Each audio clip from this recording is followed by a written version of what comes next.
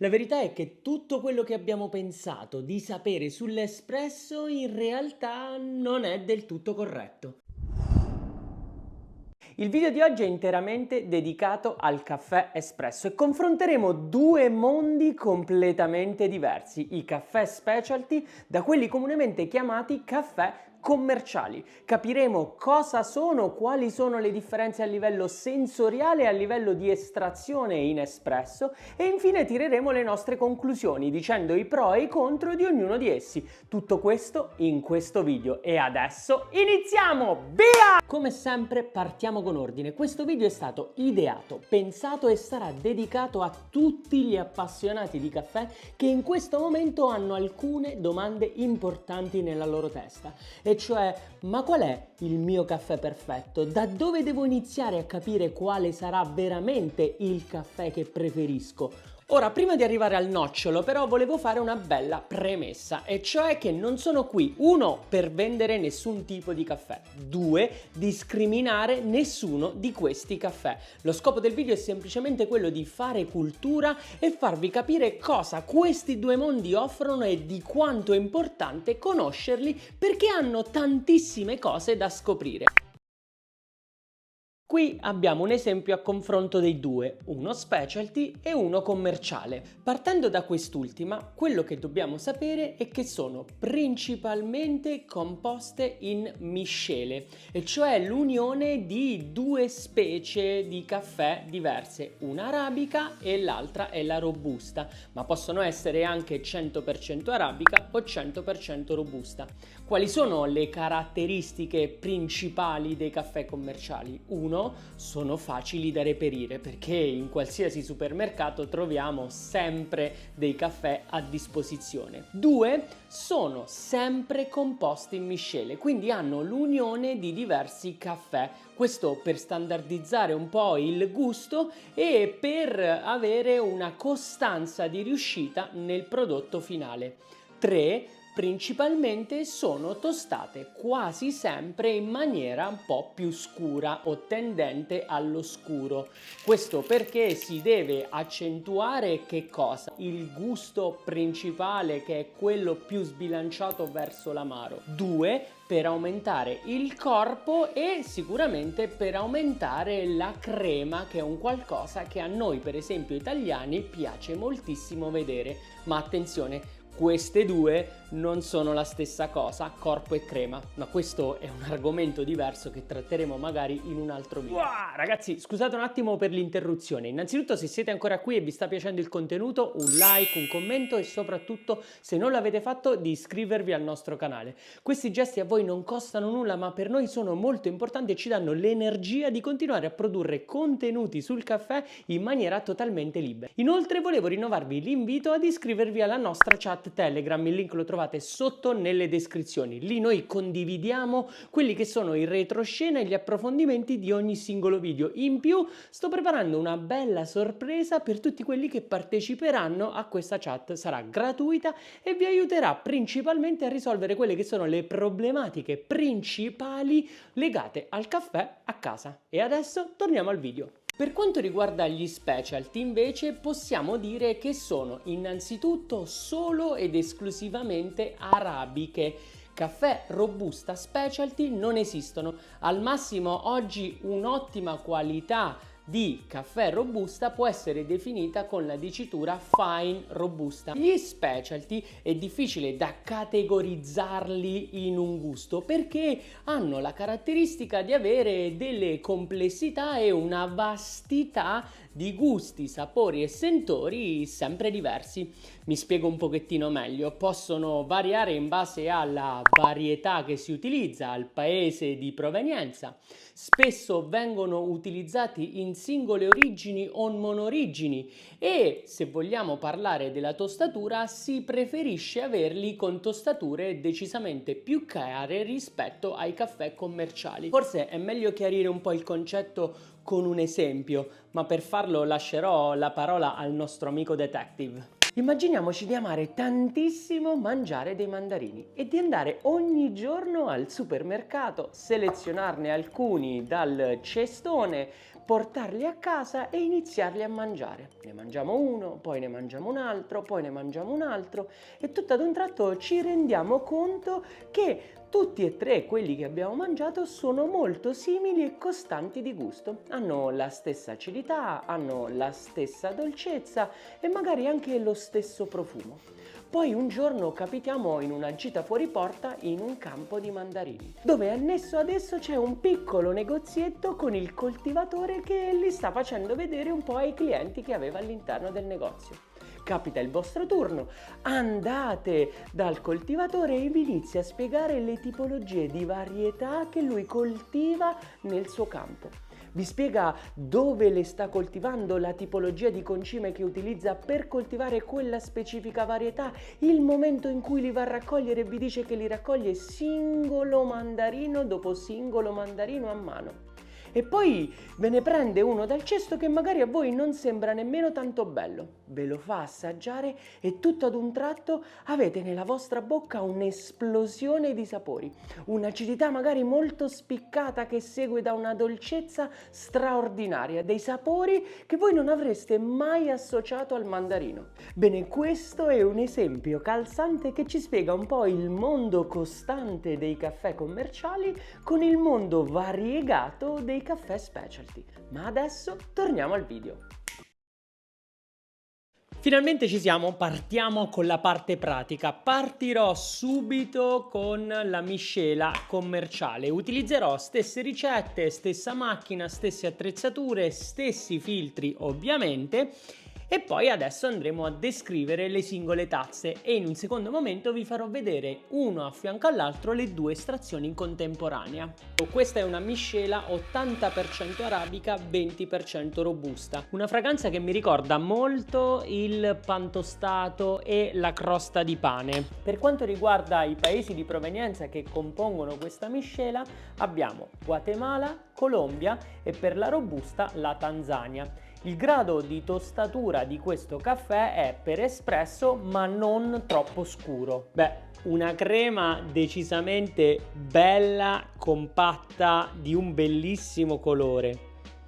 A livello aromatico ci sento molto il cacao e il cioccolato, una complessità non troppo elevata, però abbiamo questo corpo molto intenso, una bellissima crema, abbiamo un gusto che prevale che è l'amaro, seguito poi da una buona dolcezza. I sapori abbiamo detto che sono il cacao, il cioccolato, il pan tostato, ma non posso andare oltre questo. Se devo trovare una parte negativa, ho questo sapore di legnoso. E adesso passiamo allo specialty.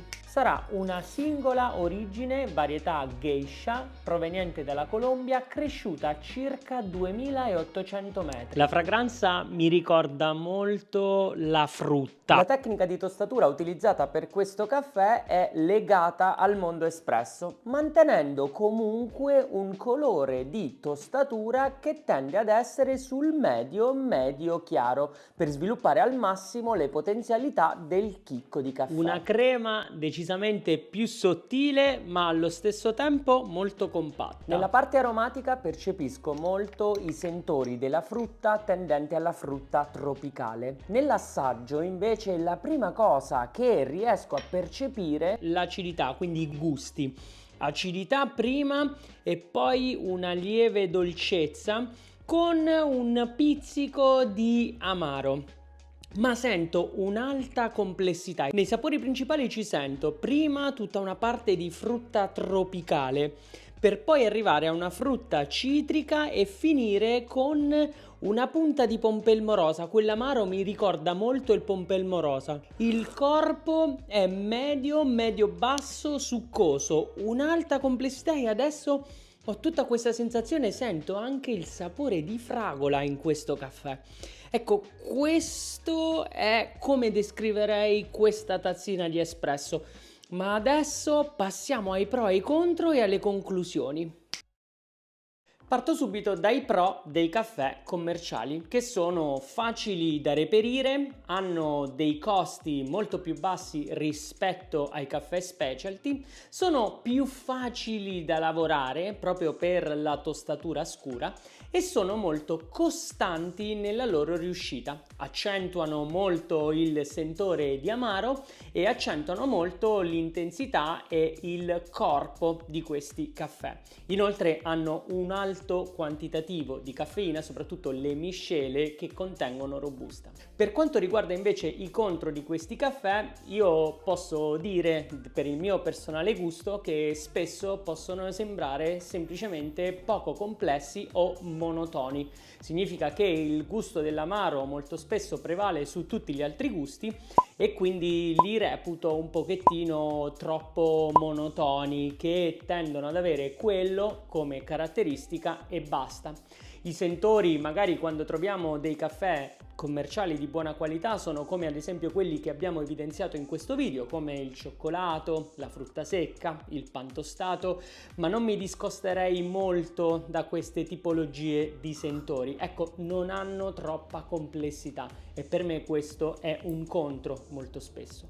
Inoltre l'intensità di tostatura, quindi i gradi di tostatura scuri, li rendono un pochettino più veloci nel loro deterioramento, proprio perché il chicco di caffè è molto fragile dato dal colore di tostatura. Un altro contro di questi caffè è sicuramente il fatto che spesso con queste tostature spinte si nascondono al loro interno dei sentori anche legati al molto negativo, come ad esempio il bruciato e alcune muffe, e quindi potremmo incappare in queste tipologie di problematiche. Per quanto riguarda i caffè specialty, primo tra tutti i pro è decisamente, a mio avviso, il fatto che sono molto complessi, hanno tantissime aromaticità e gusti diversi, ovviamente in base al tipo di caffè che noi andremo ad assaggiare. Inoltre sono rintracciabili, cioè molto spesso di questi caffè noi riusciamo a conoscere dettagli come ad esempio il nome del farmer che produce questo specifico caffè. In molti casi questi caffè contengono magari anche meno caffeina rispetto a moltissimi altri caffè. Questo perché abbiamo capito che la caffeina è un insetticida naturale che le piante di caffè producono per proteggersi dagli insetti, e molto spesso più questi caffè crescono ad altitudini molto elevate, come ad esempio 2000-2800 metri, meno caffeina la pianta produrrà. Un'altra particolarità legata a questi caffè è che, siccome vengono tostati molto spesso con tostature più chiare, possono essere utilizzate in tantissimi modi di estrazione diversa, come ad esempio una moka, French press, caffè filtro, e quindi noi possiamo degustare questo caffè a 360 gradi. Un'altra particolarità che però adesso vedremo anche nei contro, me li sono riservate proprio all'ultimo, è sicuramente la poca costanza. Per me è un pro da un lato e un contro dall'altro, e adesso vi spiego il motivo. I pro è perché così ogni caffè sarà sempre un'esplorazione diversa. Per quanto riguarda il contro, ovviamente non avrò mai o quasi mai la stessa ripetitività di gusto da ogni singola tazza, e se una tazza mi è particolarmente piaciuta, non è detto che la tazza successiva, nonostante abbia utilizzato le stesse ricette eccetera, mi risulti alla stessa maniera, e questo per alcuni magari è un pro, per altri può essere un contro. Sono magari un po' più difficili da reperire perché spesso vengono venduti solamente online. La cosa buona è che quando mandiamo l'ordine ad un sito, nella maggior parte dei casi il caffè viene tostato lo stesso giorno di ricezione dell'ordine, e allo stesso tempo verrà spedito dopo circa 1 o 2 giorni, in modo tale da farvi avere sempre il prodotto super fresco. Altra cosa che potrebbe essere un lato negativo è sicuramente il costo, che è molto più elevato rispetto ai caffè commerciali. ma lo sappiamo tutti, la qualità ha un costo completamente diverso. Altro contro di questi caffè, magari per alcuni, è che sono caffè, essendo tostati più chiari, il chicco è molto più denso, sono diciamo più difficili da lavorare, soprattutto per chi è alle prime armi, e spesso per lavorarli al meglio abbiamo bisogno magari di tecnologie molto più elevate, molto più avanzate e di conseguenza quindi molto più costose. Ma ora sono curioso di sapere da voi la vostra opinione. Quale dei due è il vostro caffè preferito? Quale voi state bevendo oggi a casa? Scrivetemelo sotto nei commenti se siete più interessati ai caffè specialty o ai caffè commerciali. Dal risultato dei vostri commenti io cercherò di creare dei contenuti dettagliati su queste tipologie di caffè, o specialty o commerciali, o magari tutte e due insieme di nuovo. Io per adesso mi fermo qui, grazie mille per aver seguito questo video e ci vediamo nel prossimo. Ciao!